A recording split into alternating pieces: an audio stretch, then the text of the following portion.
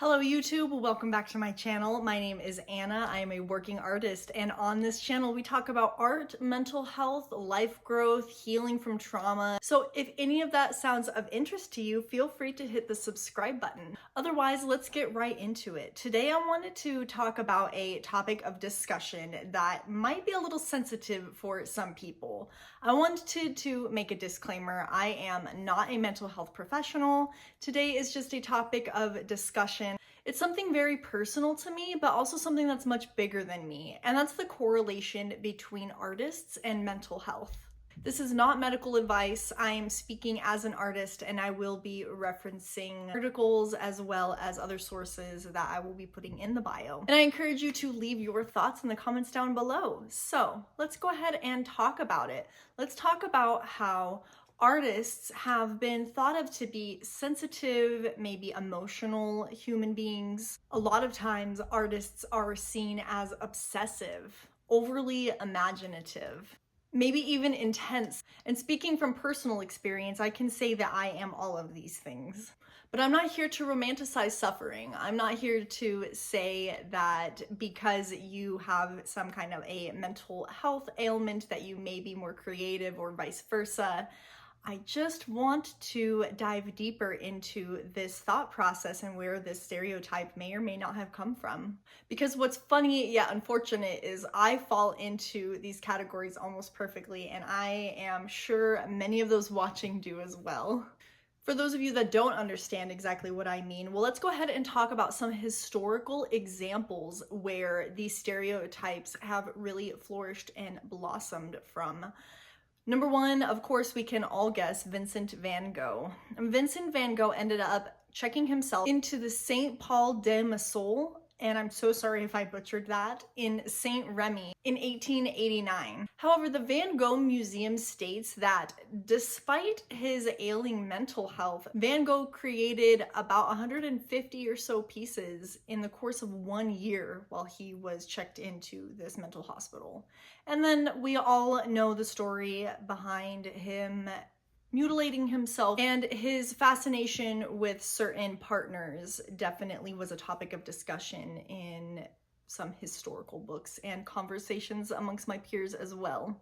Another artist who I've spoken about in a previous video but is another great example of this is Frida Kahlo. We all know that Frida Kahlo has explored inner pain, her personal inner turmoils, anxiety, fears, and so forth. Outside of these famous historical examples from my own personal life, I have my own examples myself, number one. Number two, I have many art colleagues who have confided in me that they also deal with their own mental ailments, and that spans anywhere from diagnosed mental ailments that they use medication for, such as myself. I will be 100% honest with you. I do take medication for diagnosed mental ailments. And then there are those who may not have been diagnosed, but they can openly admit that they struggle. And I just notice a large trend within the creative community in this regard. So where could this possibly stem from? What is the correlation here between artists and mental health? What is so funny, after some research, I ended up finding not much. A 2024 Frontiers in Public Health study noted that while the correlation between artists and mental health or mental illnesses may go back to ancient times, there's still no academic consensus on how they actually relate. And there's no really consensus as to why. We just notice that there simply is. Now, in contrast, a PNAS Nexus study in 2024 found that the arts and mental health actually relate bi-directionally. What does that mean? That means that the arts can help support mental health and well-being, and at the same time, mental health can also affect whether somebody participates or engages in the arts or not.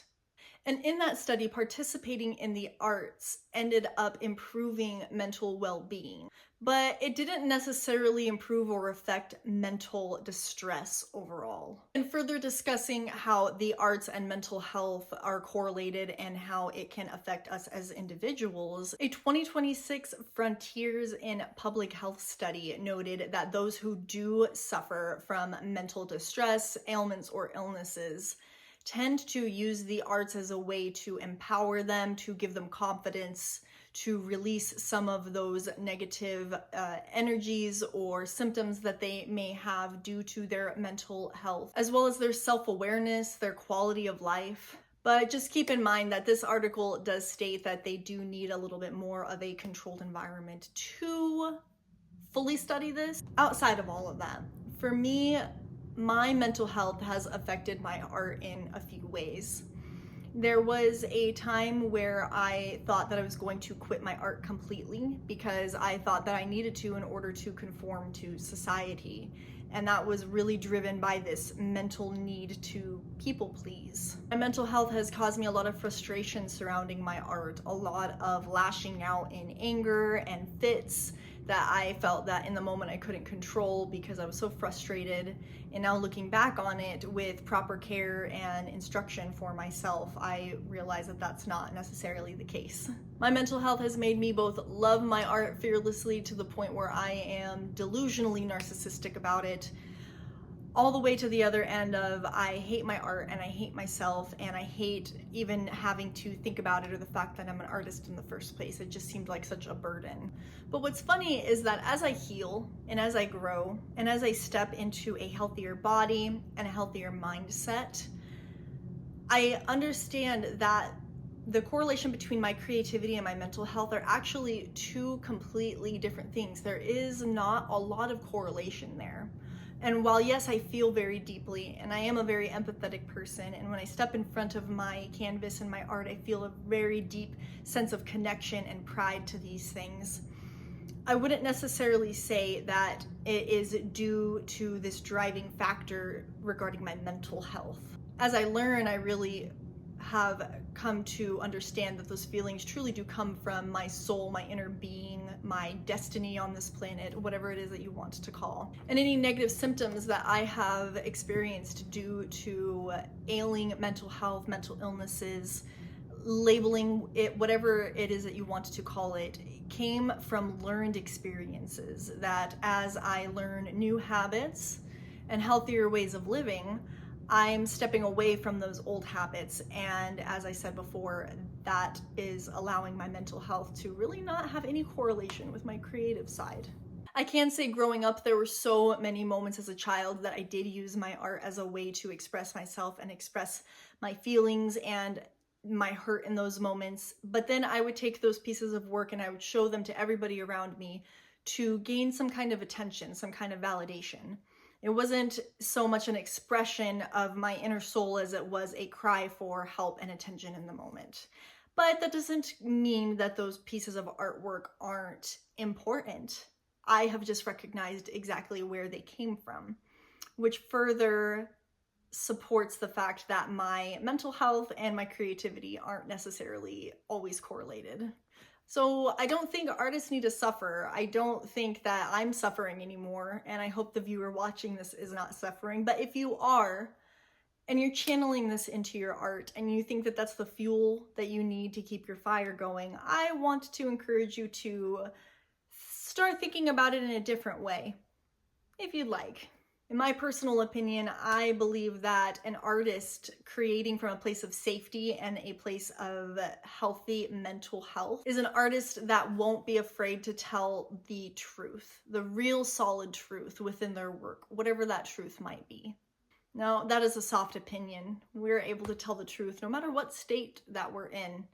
But when we're able to tell the truth from a place of true confidence, love, and peace within ourselves, that truth just tends to hit so much harder. So maybe you're an artist, maybe you're not, maybe you were bored and just decided to click on this video. But I just want to say that in my conclusions, just because you have a mental ailment or illness does not necessarily mean that you're a more creative person. And just because you are a more creative person does not mean that you have some kind of mental illness or ailment. I think we all overall have our struggles, and I think that those two things, while one can influence the other, they don't naturally correlate. Now, of course, like I said, these are my personal opinions, these are my personal thoughts, and I would love to hear yours. Do you feel like your mental health has shaped the way that you create? Does it fuel your creative process? And if so, how? And why? If you'd like to open up and say why. And honestly, how are you doing right now? How are you feeling as a viewer, just in life and as a human being? So thank you so much for joining me today on this topic of discussion. I cannot wait to hear what everybody has to say about it. I want this channel to be a safe place where we can just openly and easily talk about mental health in a way that doesn't affect us on such a deep level of mourning or hurt. Just something where we can have a breath of fresh air and just speak from clarity on where we're at in life. So if any of this resonated with you, feel free to subscribe to my channel. If you liked me, I like you too. Go ahead and like this video. And as I've said throughout the video, leave a comment down below what you think, your thoughts, and if there's anything that you would like to discuss in the next video, I would love to hear from you.